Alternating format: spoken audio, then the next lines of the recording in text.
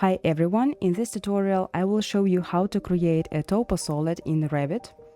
Starting with Revit 2024 and later, Revit offers different ways to create a Toposolid. I'm going to show you the Create from Sketch and Create from Import tools.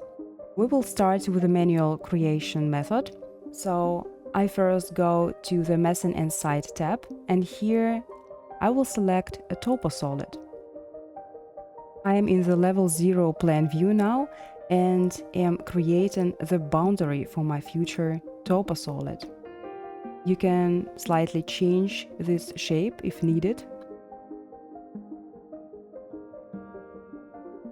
like this for example, and then there are two ways we can continue. We can add a slope arrow that will define the direction of the slope and its amount. It is the easiest way how you can create a simple sloped Toposolid. I will click OK. So the slope arrow controls the direction of the fall and the amount of slope, but it doesn't change the thickness of the element. So basically it only tells Revit how the top surface should rise or fall. Now I want to switch to an elevation view to make it easier for you to understand what I'm talking about. You can see that on the left side the Toposolid is aligned with level 0. On the right side the surface is above this level.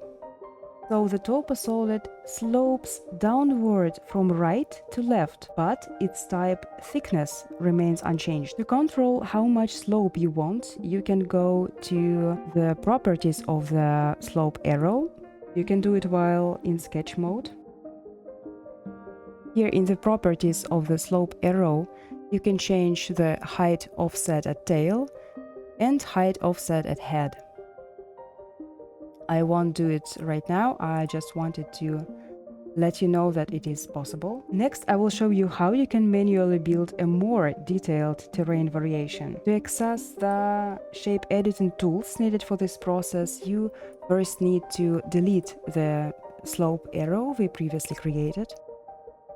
So I'll do it and then click OK. The shape editing tools become available now. We needed to delete the slope arrow because in Revit you can either define a simple sloped Toposolid with a slope arrow, or you can shape the surface more precisely using points and split lines. For higher accuracy, you could also use PDF files or images if they are available. With Modify Sub-Elements active, you can add points across the surface.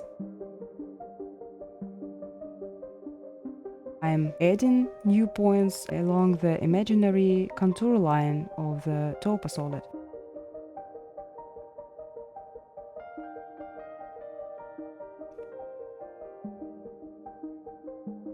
Each point can be given its own height, and Revit uses these points to reshape the top surface.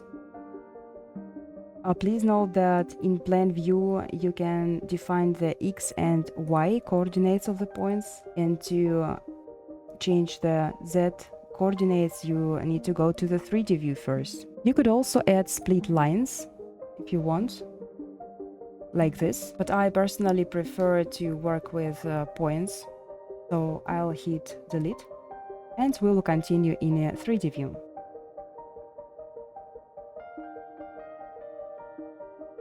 When I select the Toposolid we have just created, you may notice that we can see the points we've added, but you can make them visible if you expand the shape editing panel and here check the preview points box, like this. Now the points are visible again.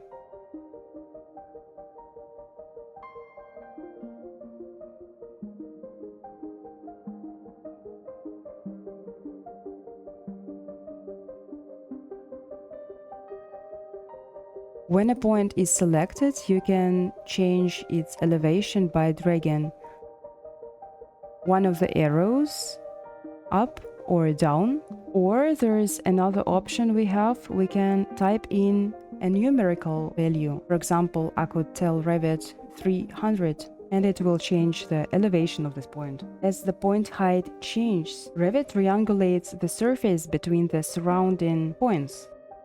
As you can see, the more points we add, and the more carefully we control their elevations, the more detail we can build into the terrain model. Next, I'll show you another way to create a Toposolid in Revit. We'll create a Toposolid using imported terrain information. Revit gives us two options for creating a Toposolid from imported data. First, you need to go to Create from Import, and here you can create it either from a DWG file or a CSV file, which can be prepared from an Excel table. So this method, create from import, is best when the terrain already exists as survey information, contour lines, or coordinate points. First, I will demonstrate how to generate a Toposolid from a DWG file. To do this, you need to click Create from CAD, and then you need to select a DWG file you're planning to use to create a Toposolid.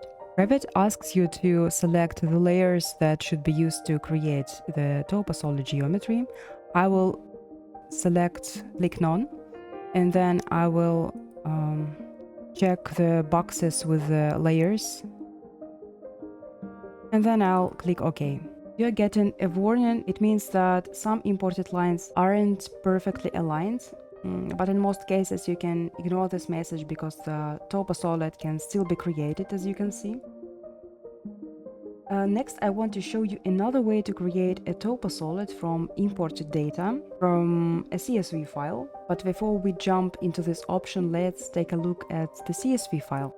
Basically, it's an Excel spreadsheet that contains information about the X, Y, and Z coordinate values of points, where each row represents a point of the terrain dataset. Revit will use these values to generate the surface. And of course, the data needs to be clean and consistently formatted before you import it into Revit. So to create a Toposolid from a CSV file, you need to go to Messing and Site, Toposolid, Create from Import, and then tell Revit Create from CSV. In the next step, you need to select the right CSV file. In my case, it's this file here. Then specify file units. Since we've got no error messages, the Toposolid has probably been successfully created. And here it is. Here is our Toposolid we created from a CSV file. As you can see, it's extremely accurate, contains a lot of points. So basically it can be just as precise as you want it to be, depending on how many points, how many coordinate values of points you have in your CSV file.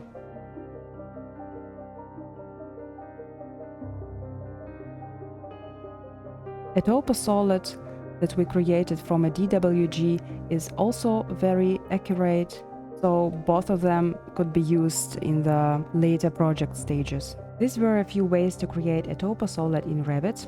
Of course, the workflow depends on the result you need. I hope you liked this video, and see you in the next one.